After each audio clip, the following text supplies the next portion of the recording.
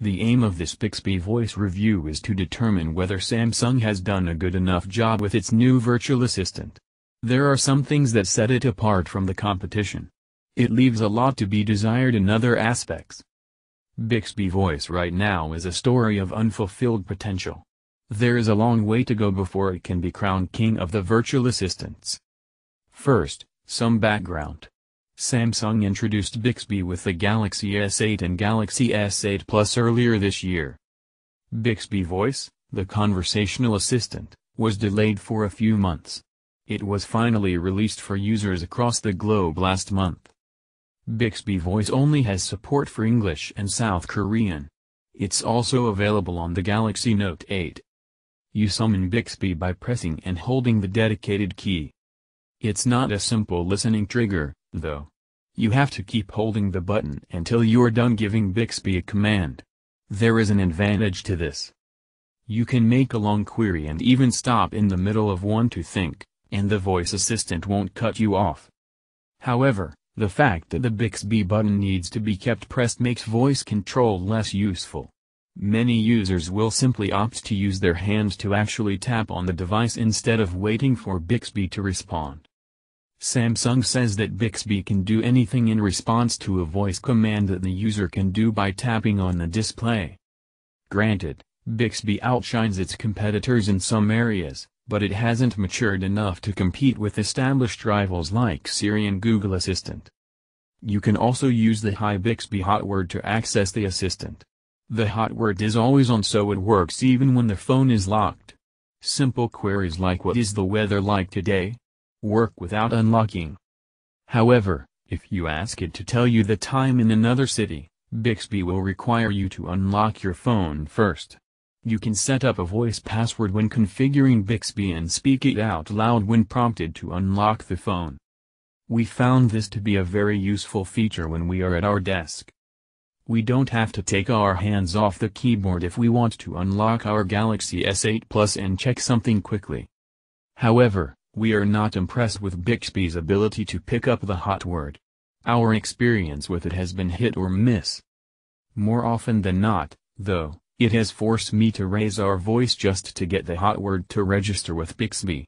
We have the wake-up sensitivity turned up to high, and yet sometimes in near-silent rooms, it simply fails to register the hot word in the first attempt. It's like we are playing hot word hopscotch. When it does listen, the voice recognition can also be hit or miss. It happens frequently enough that you'll definitely notice it. Even if you're speaking slowly and clearly, Bixby can often take its time to pick up on your command. Sometimes, it just won't catch a few words. You'll notice that it has a tendency to do this when there's a lot of ambient noise. It will get better slightly once you use it for a considerable amount of time. We use Bixby Voice on a daily basis and yet we still experience this time and again. There's a lot of room for improvement here. There's a full-screen Bixby interface that has a glassy background and displays answers on frosted cards. This interface pops up when you ask Bixby to rap, B8 box, answer a factual question, tell you about the weather, search the web, and more. The pop-up interface is what you'll see most frequently. Adorned with the Bixby logo, it's essentially a chat bubble that animates in response to queries. It offers quick options to teach Bixby how to respond to certain commands. Bixby does a good job of controlling different applications. For example, you can command it to launch WhatsApp and send someone a message, open Google Play and install Spotify, or tell it to show you pictures you took in New York City, or to just open the latest picture saved in the gallery.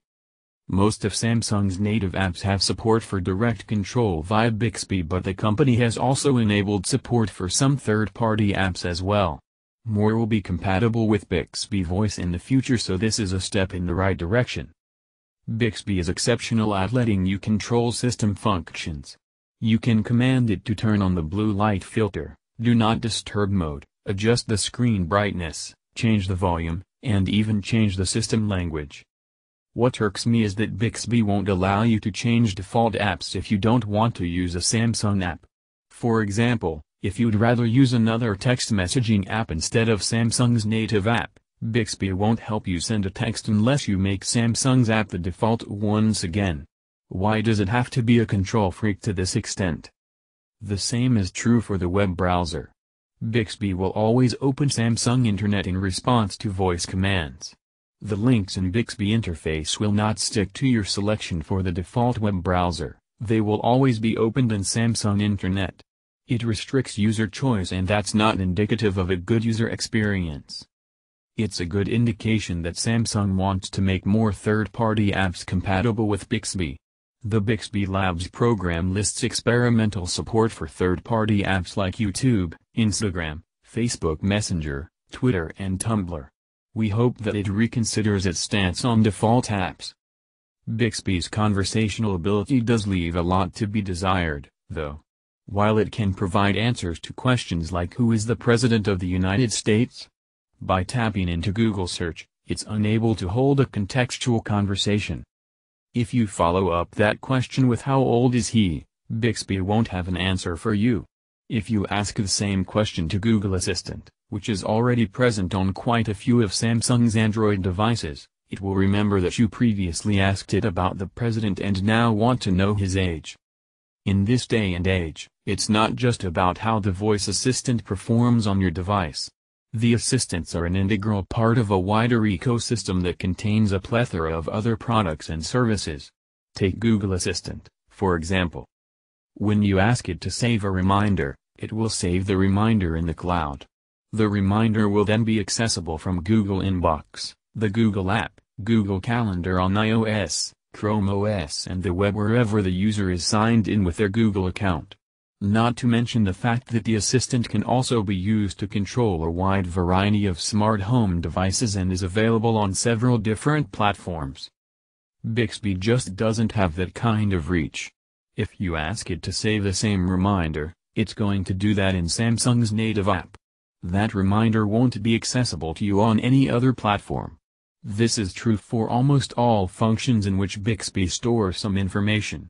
It's going to be stored on the handset and your data will essentially be tied to that device. There has been no indication that Samsung wants to build a web portal or cross-platform apps that will address this. It hasn't opened up Bixby enough to compete with its established rivals, and that's where you feel Bixby's potential is being wasted. This will leave you with some serious ecosystem envy. In order to get people to use Bixby frequently, Samsung has relied on gamification. Users are rewarded points for using the assistant. They can rack up experience points and increase their level. Not only does this make Bixby smarter because the more you use it, the more it learns, but it also unlocks rewards. The rewards aren't something to be excited about, though, as you only get things like a custom background for your phone. The idea hasn't been executed as well as it should have. The pop-ups for Bixby rewards cover a big part of the phone's display and you immediately feel that they get in the way. You have to tap on unnecessary notifications just to do what you wanted to in the first place. It adds unnecessary interactions and it's not a good user experience at all. Quick Commands is our favorite Bixby feature. You can configure a variety of actions that Bixby will complete in response to a custom command. For example, if we say goodnight to Bixby, it turns on the blue light filter, sets an alarm for 10 a.m. and turns on the Do Not Disturb mode. It makes the user's life easier, so full marks to Samsung for Quick Commands. Granted, Bixby's rivals had their fair share of shortcomings when they first emerged on the scene. Bixby hasn't been around for a long time, so it's going to take some time before these issues are sorted. Samsung will expand Bixby to additional devices, and it's also going to launch a smart speaker, which will enable interactions with more smart devices. That being said, given the extra time that Samsung took to polish Bixby, it would have been better if the lingering issues that we still see had been resolved. Samsung should have also made it simpler and reduced the number of unnecessary interactions. It leaves a lot to be desired when there are times that Bixby won't just respond to the hot word that it's supposed to be always listening for. If you want a virtual assistant that's faster at returning results, has more third-party integrations, is better at voice recognition, can be accessed on more devices and offers a proper ecosystem, then Google Assistant has no competition on Android. It's going to take a long time before Bixby is capable of replacing Google Assistant. In conclusion of our Bixby voice review, let there be no doubt that Bixby is full of potential. Samsung has taken a step in the right direction, but now it needs to do more if it wants Bixby to be a truly great virtual assistant. What is your take on Bixby Voice? Has it lived up to your expectations, or do you think it needs more work? Do let us know in the comments. To discover more Samsung and Android related content, don't hesitate to subscribe to the S Sorrels channel.